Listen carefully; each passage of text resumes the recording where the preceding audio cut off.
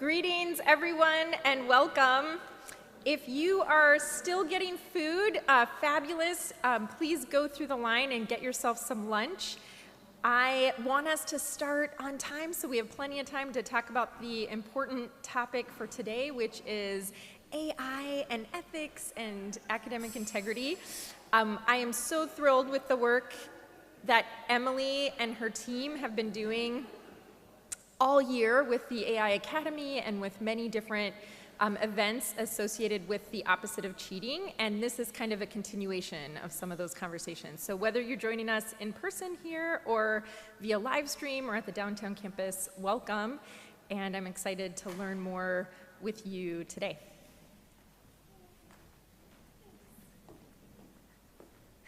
Thank you so much, Deborah, and thank you everyone for taking some time out of your crazy semester to talk about this important topic.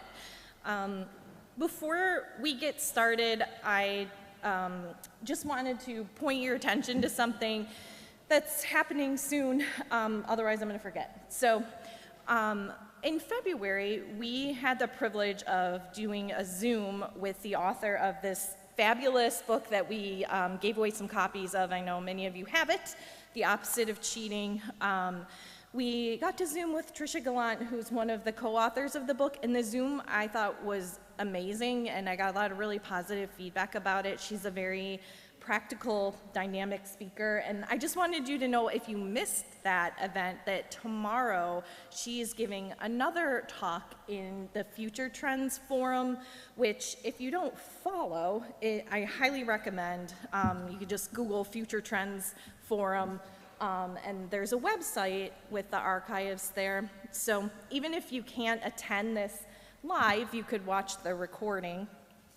So this is happening tomorrow afternoon at 2 o'clock. Future Trends Forum is run by Brian Alexander, who is like one of the top thinkers in AI in higher education. And he brings guest speakers on every week, usually. And this week it's Tricia, and she's fabulous. So highly recommend that. And also the book itself, if you haven't yet picked up a copy. My presentation today is based on things I learned from reading this text, so just FYI. So all of these slides and resources Deborah shared in the calendar invite, so you can access them that way if you need a copy. Basically what we're going to do today is just talk a little bit about ways that we can cultivate integrity on our campus. So I've presented in various forums the feedback we've got from students and faculty and staff about AI, and one of our biggest concerns is integrity, rightfully. Probably all of you in this room could give me stories about, over the last couple years, what you've had to navigate when it comes to integrity and our students. So that's what we're going to talk about. Another helpful resource, if you haven't checked it out already, is there is an international council on academic integrity. I didn't know it existed until I read this book, but they have a great website with a lot of really good resources.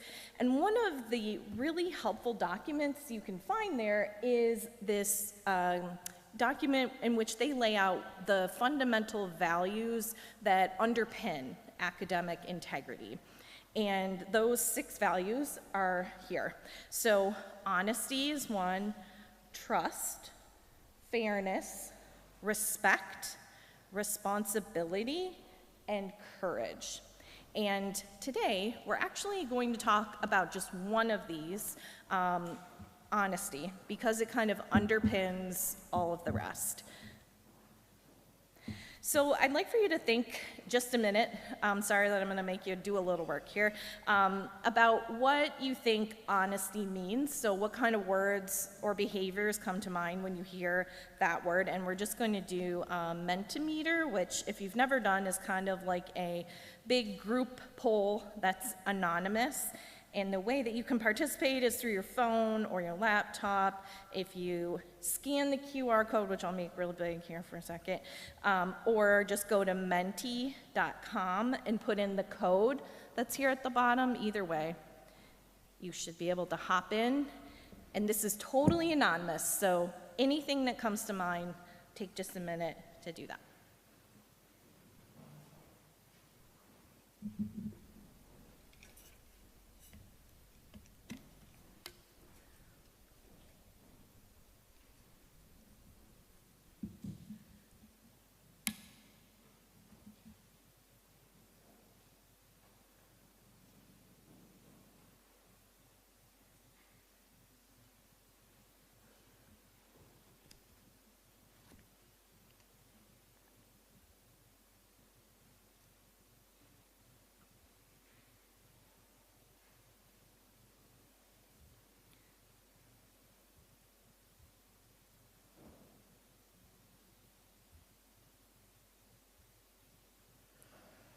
Okay, so Menti's updating our word cloud in real time here. You can see that integrity is in big letters here in the middle because a lot of people are using that term, but also things like openness, trust comes up a couple of places, or truth and truthfulness and trust, authenticity, genuine, being transparent, and then lots of variations on that, I think, in some of the smaller terms there. So I think it's really important for us to, first of all, think about what honesty means to us, because it could be defined, differently depending on the context we're in. And when we're asking our students for integrity and honesty, what are we asking them for? What does that look like?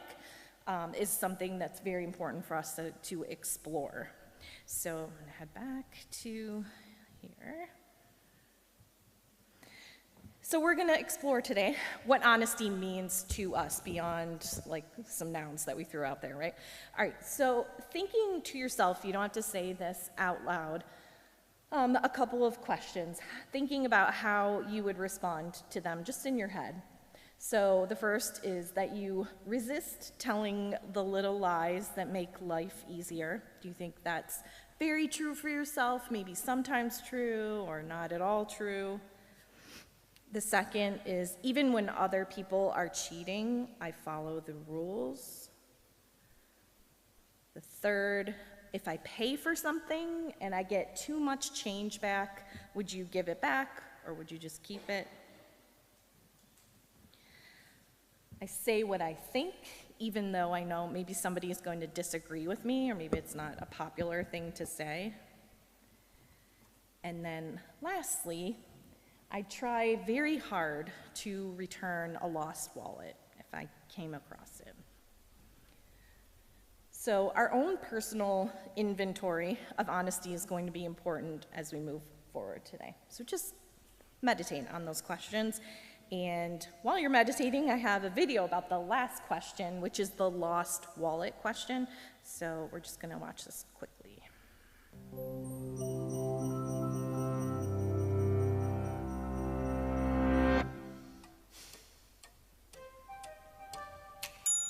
Picture this. You're working a slow shift in a hotel lobby when someone hurriedly approaches the front desk. They found a lost wallet around the corner, but they're in a rush and don't have time to follow up. They ask if you can handle it and then run off. Looking at the wallet, you see it contains a key, a grocery list, about $13, and 3 business cards with a name and email you assume belong to the wallet's owner. So, what do you do? Between 2013 and 2016, over 17,000 front desk workers around the globe were faced with this choice, becoming unwitting participants in a massive study of honesty. And the results surprised top economists and the researchers running the experiment. But to understand what these groups were expecting, we need to spend a little time defining honesty. We typically think of honesty in terms of actively telling the truth in our interpersonal relationships. But in fact, every healthy society relies on a shared foundation of honesty. Using public services, making business transactions, and deciding government policies requires a baseline expectation of honesty from our fellow citizens. Because of this, understanding what drives honesty is a vital research subject for economists, psychologists, and sociologists.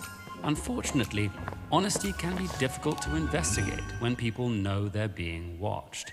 So, researchers have come up with clever ways to analyze this behavior outside the lab. And this global study by the universities of Michigan, Utah, and Zurich sought to answer an important question. Will people engage in opportunistic behavior when there's little to no chance of being caught? In what became known as the Lost Wallet Test, 13 research assistants traveled to 355 cities in 40 different countries, recreating the same scenario in hotels, banks, public offices, and various cultural establishments.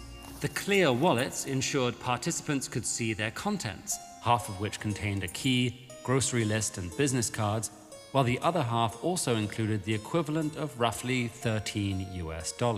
The researchers believed the money would discourage honesty. Specifically, they thought participants' self-interest would overpower two competing factors: their altruistic desire not to harm the wallet's owner, and their desire to maintain a positive self-image. Regarding self-image, we generally like to think of ourselves as good and honest. But studies have found people are often able to let themselves off the hook for stealing small amounts of money. As for harming the wallet's owner, the victim of their crime would be abstract. They'd never met this person, and since the wallet had come from another location, it seemed unlikely they ever would.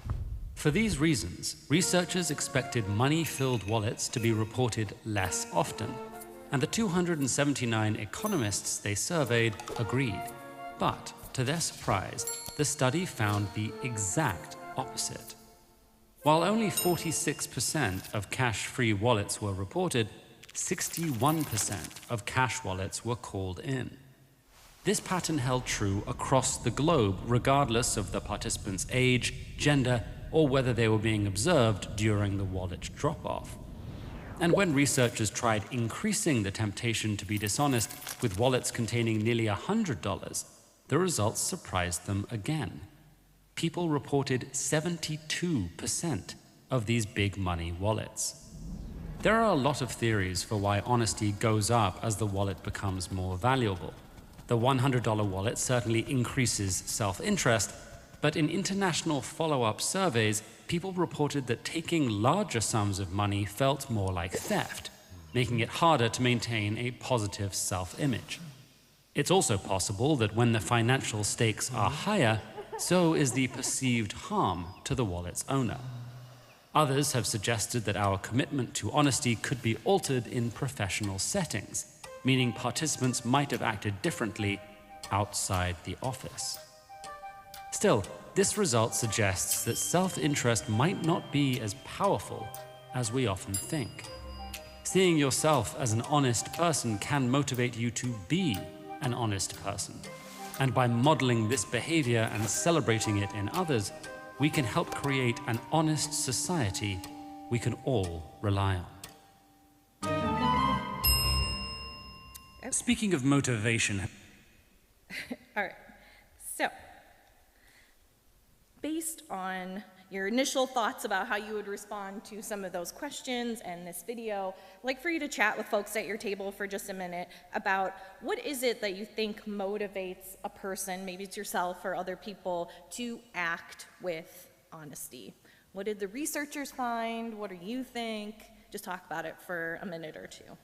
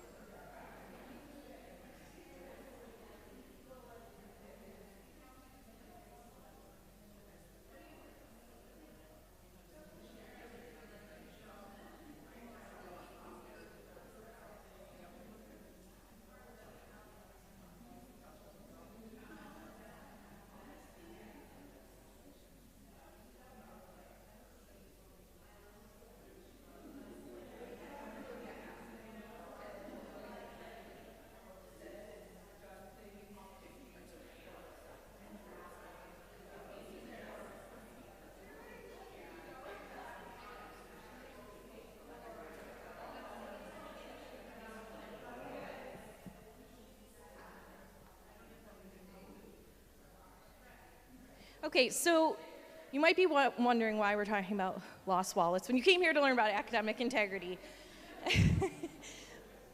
But my dear friend Kim Panese once shared a quote with me. I think it was from someone else, or maybe it was yours. But when we were thinking about academic integrity, why we have to put the word academic in front of it, it should just be thinking about integrity in general, right? Because the ways that we're hoping our students act and teaching them to act here is how we hope they act outside of academic context, right? Like in their professional life and their personal life too. So when we're thinking about academic integrity, really we're thinking about integrity itself. And honesty is one of the core components. So the more that we can understand how honesty works, what it means, and how to motivate people to be honest, then that moves us in the direction of integrity. So there's a method to my insanity. So what are some things that you talked about at your table? What motivates you or other people or the people in this study to act honestly? What are some things that come to mind?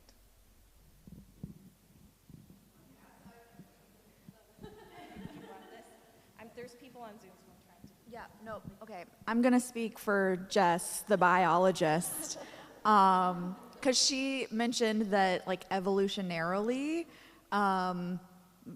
morality, or at least reciprocity, has been what contributes to survival, essentially. And so this idea of honesty kind of being the foundation of reciprocity and human survival is actually an evolutionary,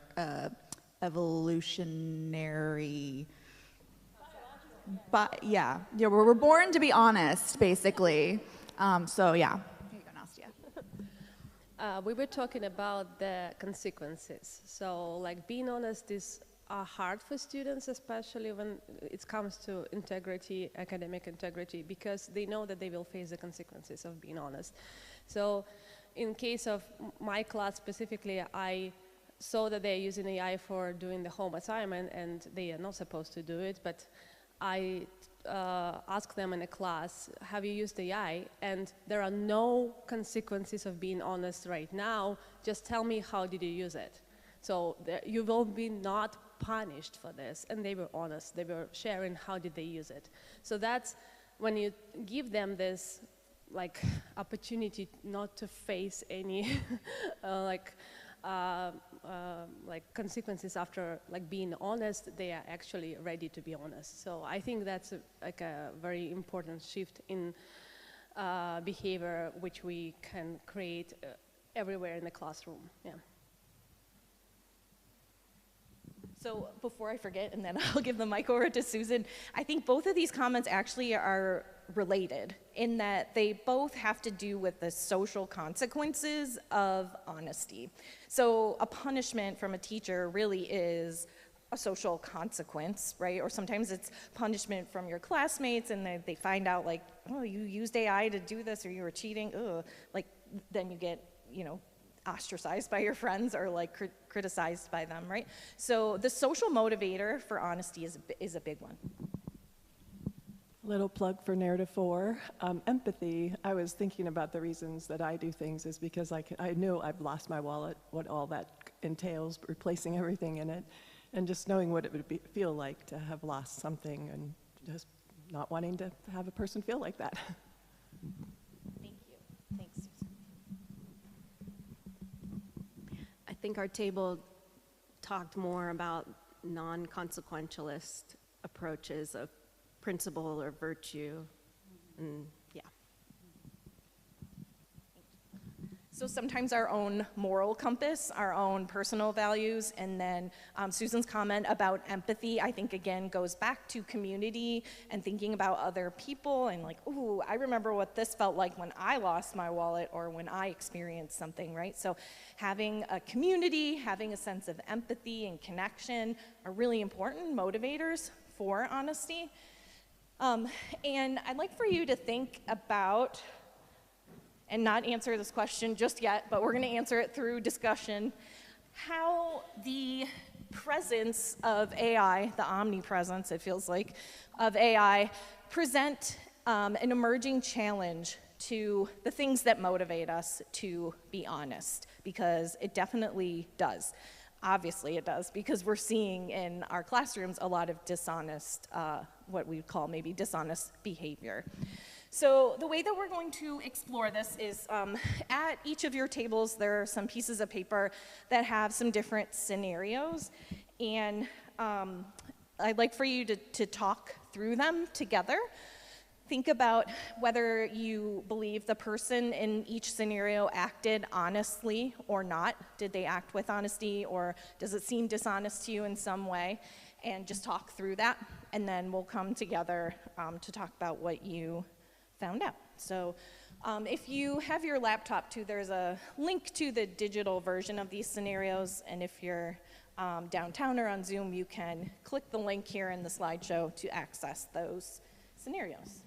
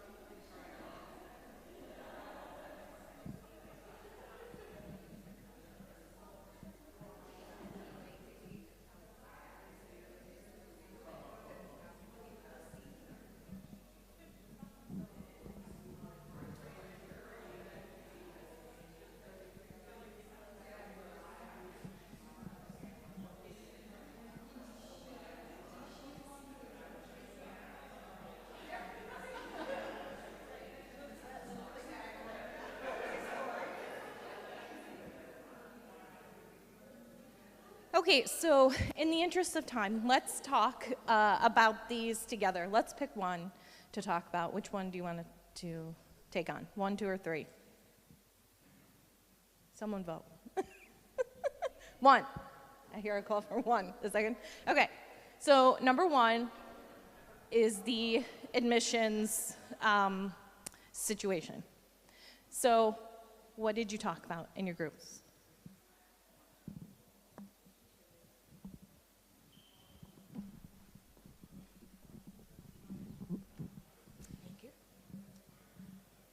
So for the first scenario, one of our initial ideas was that we didn't have necessarily an issue with the use of the AI, but more so how it was used, in that she really kind of just let AI do all of the thinking for her and didn't give each student's essay good consideration, didn't read it herself and make those determinations herself. So that was our issue with the first one. And Amy had a good point of, like, there are other, admissions people who were reading essays probably all themselves, giving them their full consideration, due diligence. So there are some students that were accepted and rejected, like using full honesty, but then now there are students who are being accepted and rejected even though their essays and things are not being totally considered. Did that cover what you were saying? Okay. So did you decide she was acting dishonestly, or? Yes. How about other groups? What are your thoughts? So one of the things we talked about is that, this was students' work, and without their permission, kind of feeding it into the AI machine is really a breach of, like, a violation of ethics. And especially, I think if you want students themselves to write their essays instead of just plugging and playing with AI, then I think we have a moral obligation to have a human on the other end who's reading those essays. And if not, if you don't have time to have a human on the other end, then why are you, like, do we really need the essay? And so, because otherwise it's just a machine talking to a machine, there's no human engagement. It easily could be the student just produces it with AI, a machine reads it with AI, and then why are we even doing this? So that was one of the things that came up. Other things from our group that people wanted?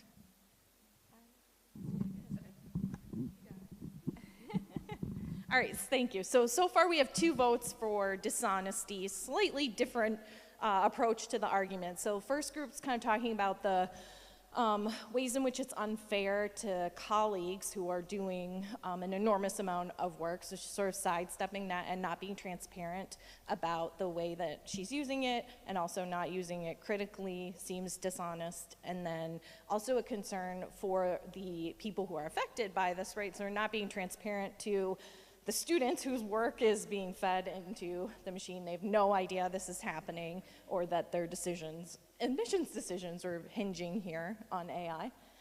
What else? What did other groups talk about with this one?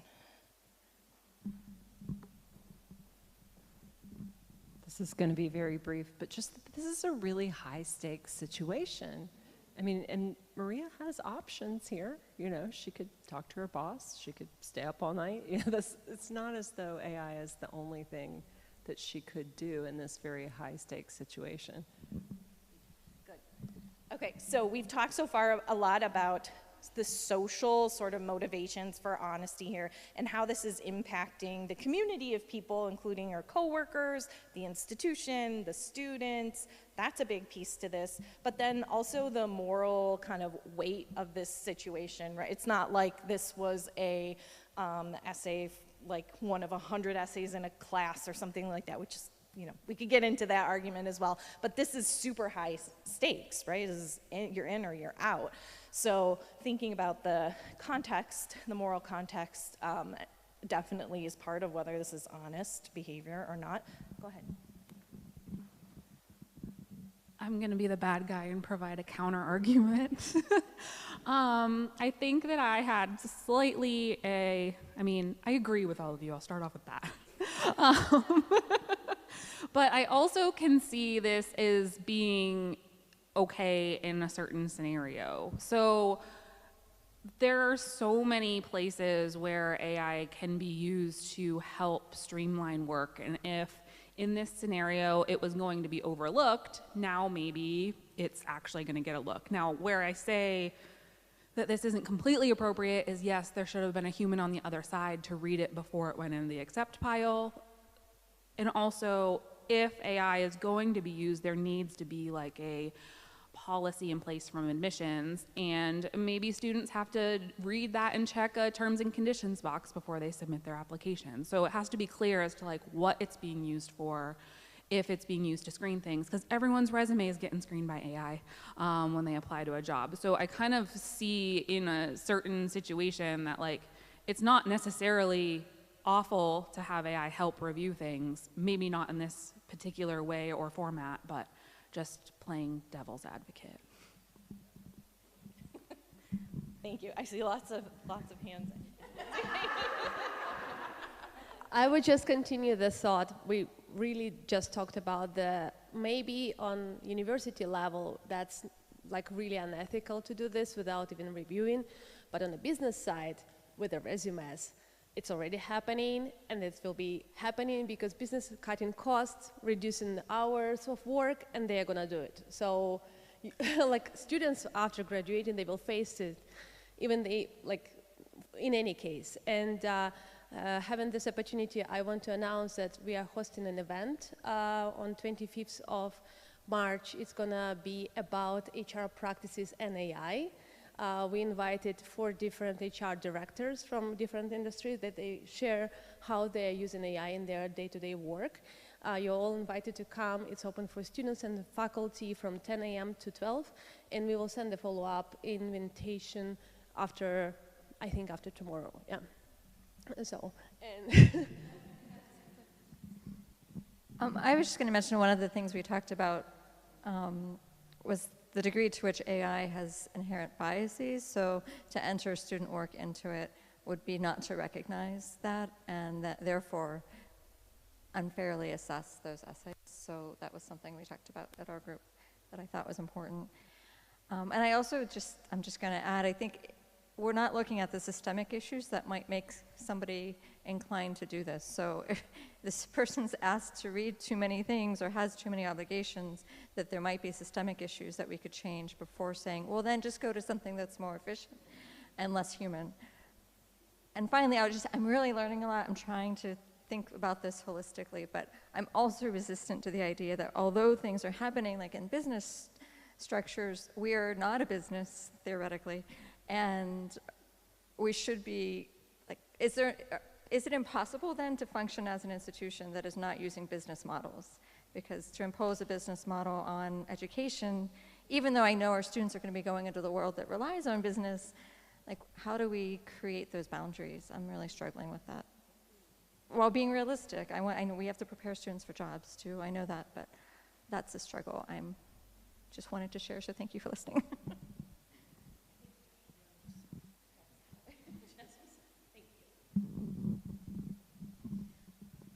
I thought there was an element of unfairness too, where let's say there were 100 applicants, then half of them are judged by a human and half are judged by AI. So my table didn't agree with this, but I said, why not run them all through AI just to see, maybe Maria can see if there are discrepancies where AI is ranking them differently than the way she ranked them, and it may open her up to her own biases, or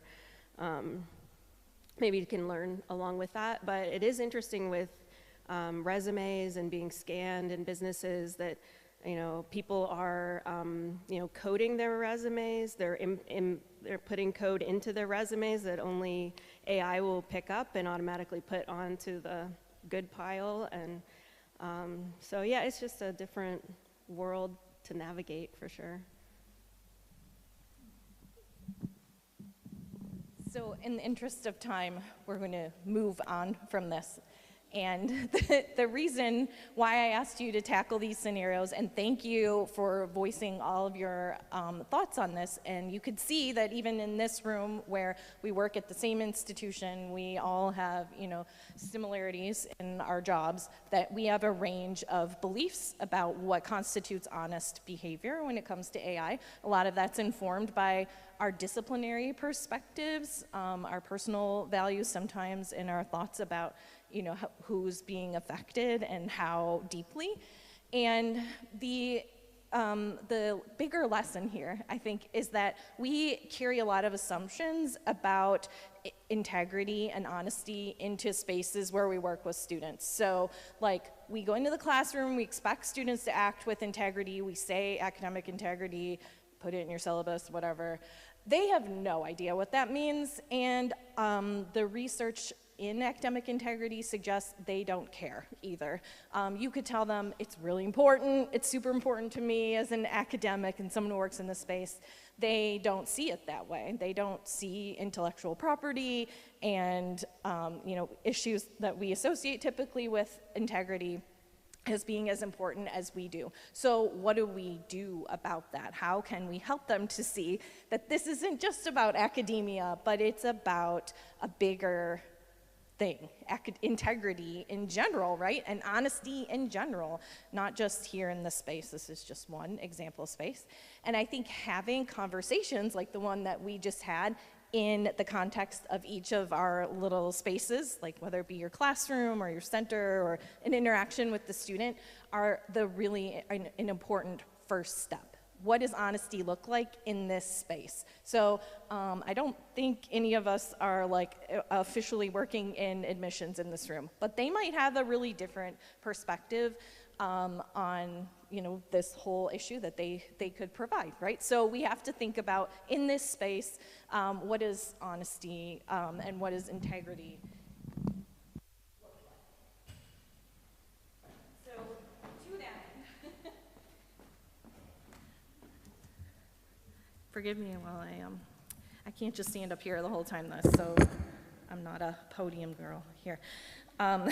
So when my slides refresh, I have a couple more pieces of advice for you from this book and from some of the discussions that I've already had with folks and things that I've been thinking about honesty and integrity. So we talked earlier about why we might act in ways that are honest. And the flip side of that is, why might we act in ways that are dishonest? And I think Christine brought up, you know, a really important point that there are larger systemic issues underneath each one of these scenarios here that, that are important to acknowledge, like workload. In the letters of recommendation, probably most of us have been like the end of the semester, you know, 25 letters of recommendation requests.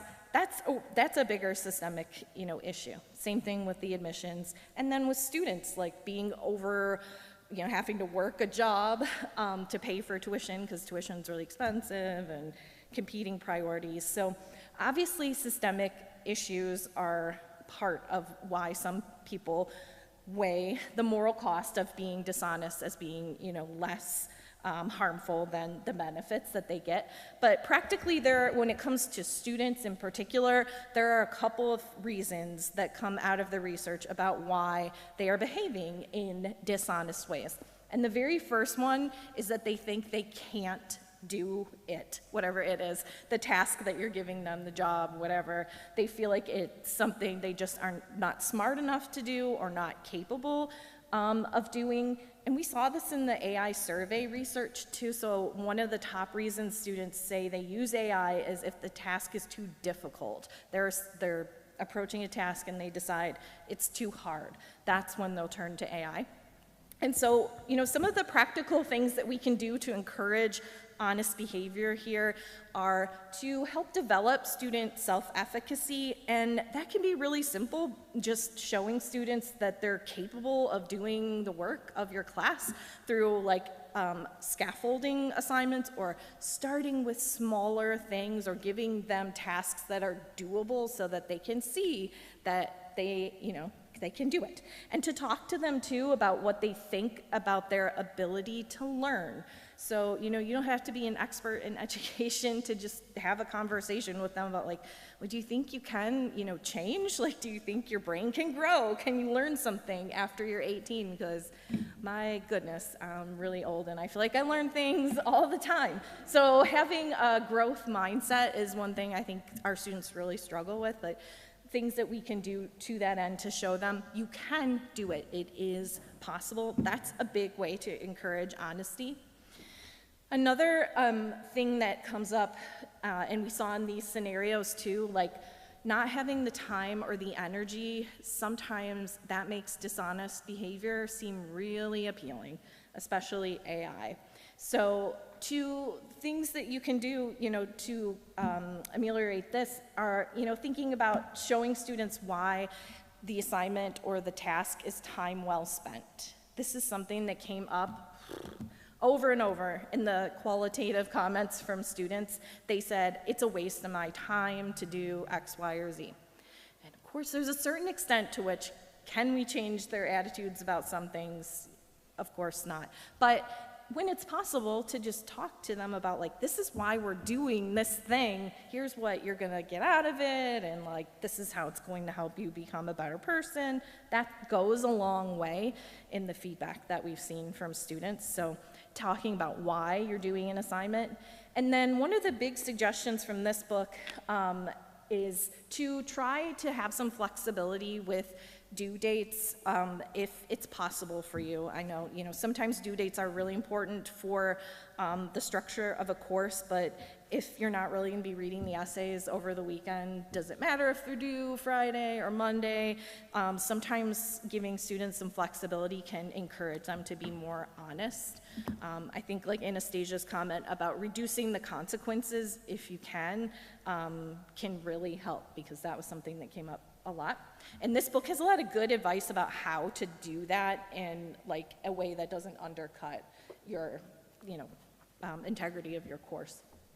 The last couple are more interesting and get into the moral territory. So a lot of our students don't know what they're doing is wrong. So they act in dishonest ways. We see it as being dishonest, but they don't. To them, they're being honest, or they don't have the same understanding of honesty that we do. So having clear expectations for them, lay them out in your, assignments and in every time that you talk about a project, to make sure that you tell them what's allowed and what's not for collaborative work. So can they work with AI or not? That last scenario in the list of scenarios, the student was worried that wasn't allowed and she wasn't sure, so she just lied. So she was acting dishonestly because there was no clear policy. That was part of her motivation. One of the best suggestions from this book is like talk about this stuff early and often with students, like not just in the syllabus, but every time you have an assignment, talk about what does it mean to act honestly when you do this assignment. What is allowed, what's not allowed, what do they think is right or wrong, and talk about it with them so that they don't have to guess. I thought that was one of the most helpful suggestions here. And also bring in, like we brought into these discussions, our disciplinary values, our broader value system, and they have that too. Like bring that into your discussions about this stuff, like trust and honesty. You can start the discussion by saying like, have you ever experienced a time when somebody has lied to you or been dishonest to you, and what was that like? And that's what we're dealing with here in the classroom. It's really not that different. When you use AI and I tell you not to, that's how I feel. Like when I look at your work, like I feel like you lied to me. So, connecting it to their personal values can be a really important thing to do. Related to this is, I don't think what I did was wrong. So they understand you think it's wrong, but they don't think that it's wrong according to their value system. And here's where AI really kind of complicates things. There's some emerging research that's really interesting. So there's a layer that's removed when we talk to a machine and ask it to do something. It doesn't feel as wrong as like paying your friend to write your essay, or a paper mill, or some cheating that requires you to actually interact with a person, that layer being removed is causing a lot of folks to act pretty dishonestly without feeling bad about it at all. So like that, self-image, our thought about our self-image, doesn't get entangled as much when it comes to AI. So I think that's really important to acknowledge and talk about with students. Like, ooh, did you know? It's not, like, it is still affecting people like me. I'm a person here in this room, and your classmates are pissed that you used AI to do your assignment, and they worked really hard. So reminding them of the social consequences. And, like I said, just having discussions about morals and ethics. You could create scenarios like these for your discipline or your area and talk about them with students. And that goes a long way in determining as a group, like, what are we going to think is okay and what's not okay in this setting. And we've talked a lot about community and social repercussions. You can use that to your advantage. I would absolutely recommend doing that. Don't come up with your own code of how students should behave. Allow them to build it with you and talk together, and then hold each other accountable to it. They care a lot more about what their peers think than what we think. A lot of times, hate to break it to you. As a mom of a teenager, I know that's very true, right?